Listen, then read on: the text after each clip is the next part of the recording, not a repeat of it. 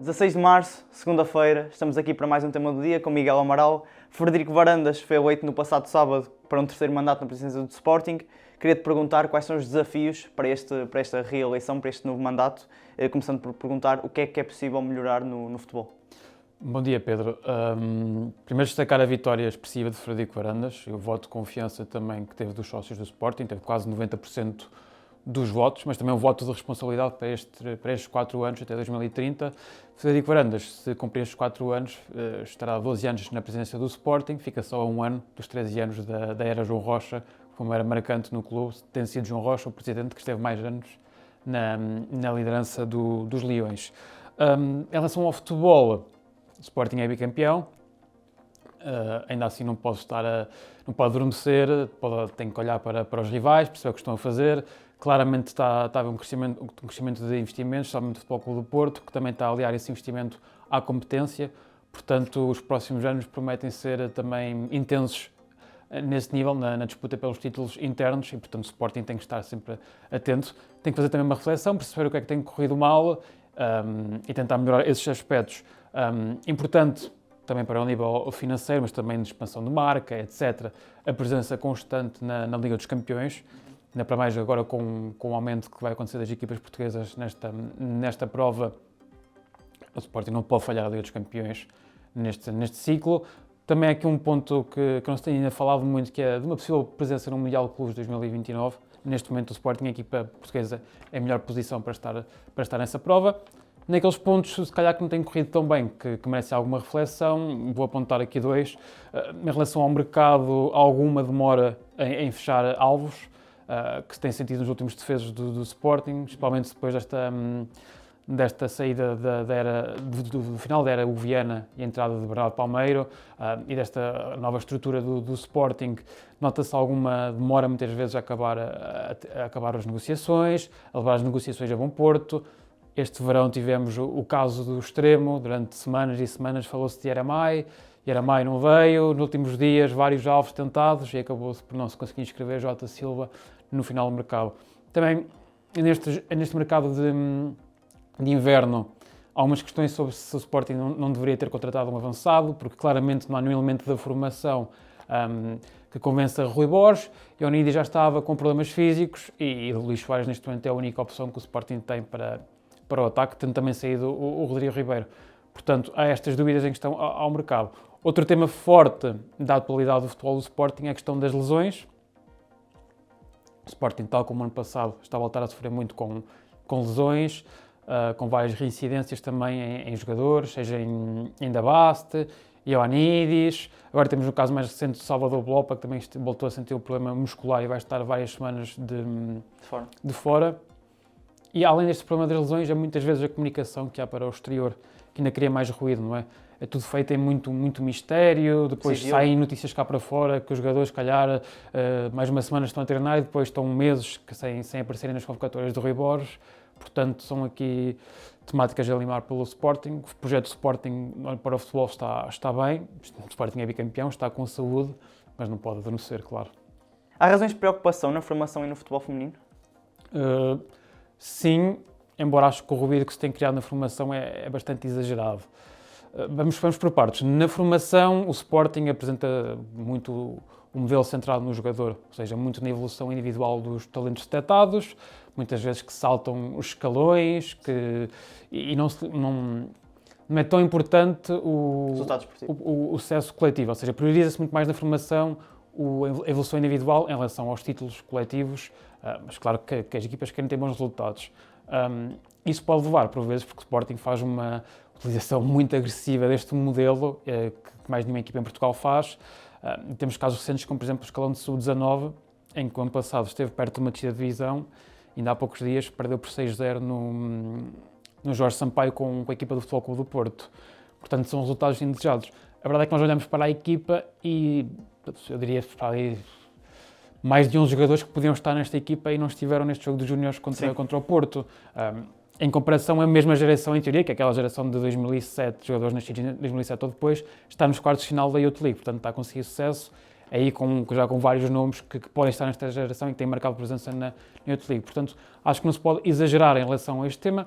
Pode-se questionar se não há uma utilização muito agressiva deste modelo. Isso também se é bom para os jogadores, todas estas mudanças de escalões e todos os desafios que se coloca de quase quarta-feira jogarem com alguns companheiros e depois ao fim de semana jogarem com outros. Pronto.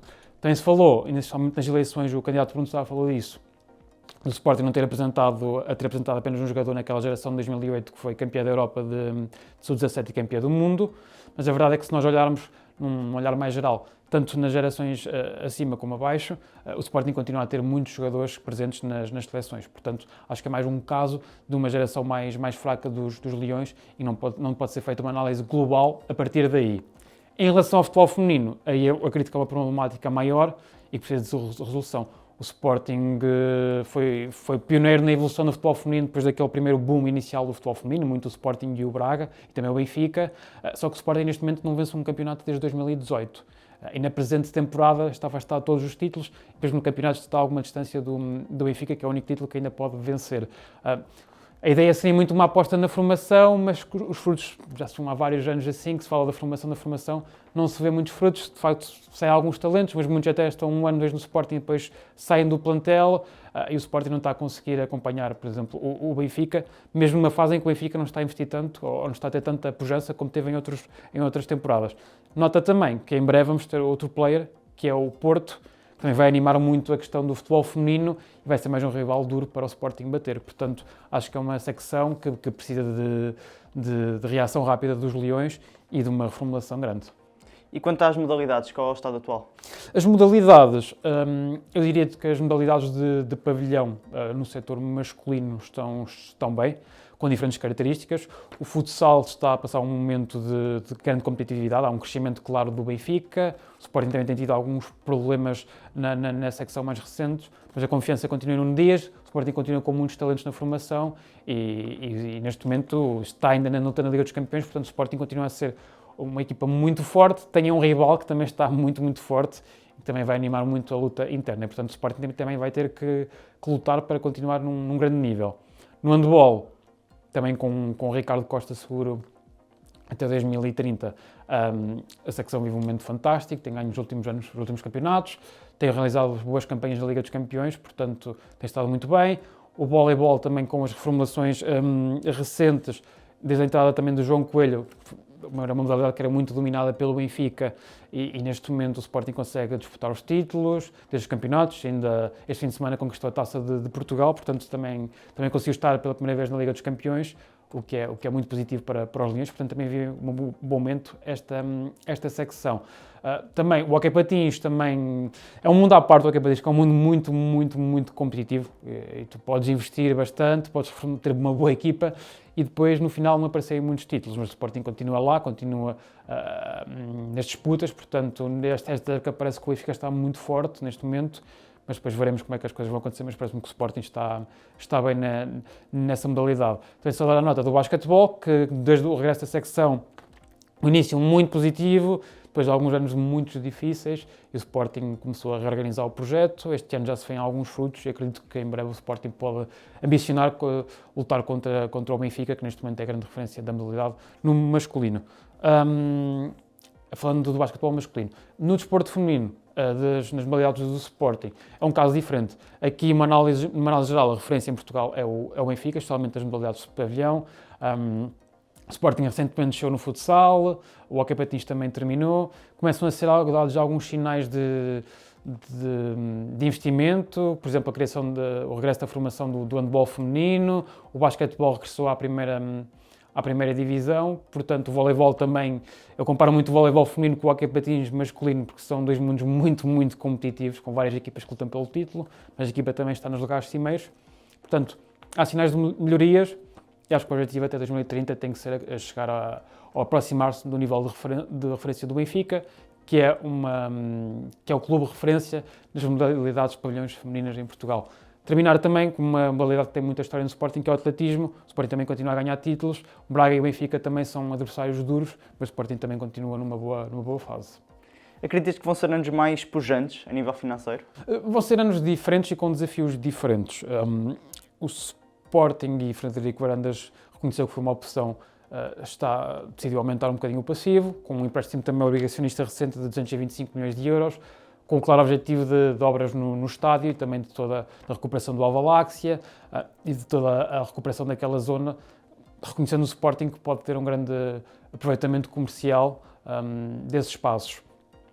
Vai ser também interessante perceber estes desenvolvimentos. Numa primeira fase da era Frederico Varandas, o investimento recaiu muito na Academia de Alcochete. Mais recentemente viu-se que começaram a surgir as novidades no estádio e acredito que este também vai ser o caminho até 2030. É preciso dizer que o Sporting tem apresentado lucros constantes nos últimos anos, o que é bastante positivo. E também há aqui o desafio a nível financeiro da questão da centralização dos direitos audiovisuais da Liga Portugal Betclic, perceber também como é que o Sporting se vai posicionar, se é possível manter as receitas, que pelo menos penso que tem que ser o objetivo mínimo do Sporting, e que isso aumentar, mas vemos também como é que o Sporting vai lidar com esta temática e que vai ser algo que também vai marcar muita atualidade, tanto para o Sporting como para todos os clubes da Primeira Liga. Por fim, achas que a relação com os sócios pode melhorar? Os quase 90% de votos que Frederico Varandas teve provam que os sócios estão globalmente satisfeitos. Ainda assim, na questão dos associados e da relação com estes, há sempre coisas que se podem melhorar. Algo que também nos afeta a nós como jornalistas é a qualidade do site do Sporting. Muitas vezes tem dado, há muita demora, muitos problemas. Frederico Varandas também reconheceu isso no recente debate com Bruno Sá. Lembrou também que há uma maior procura, porque a digitalização dos processos da procura de bilhetes, etc., aumentou bastante no Sporting, também cria uma maior procura e uma maior consulta do site. Dar uma nota à bilhética tem sido um problema geral nos clubes atualmente. Sim. Portanto, há essa exigência e acredito que até 2030 o Sporting vai trabalhar nisso, porque de facto é importante, tanto para os sócios como também para nós profissionais que trabalhamos nesta área e que muitas vezes consultamos os sites dos clubes e é bom termos uma boa resposta nesse aspecto. Acho que na relação com o sócio, o Sporting tem que resistir um bocadinho. Eu percebo que não vamos ligar aos fundamentalismos de que clubes não são empresas, não. Claro, há um grande aspecto empresarial nos clubes de topo. Agora, tem que se resistir um pouco ao Sporting ser só um aspecto premium e não esquecer-se também do associado mais comum, que merece carinho, que merece respeito e que também merece ser tratado também com dignidade. E acho que isso é um caminho que o Sporting, não estou a dizer que o Sporting não o faz, mas que se calhar é fácil muitas vezes reagir-se só se tratar do premium, também pela questão das receitas, etc. E esquecer-se um bocadinho este lado.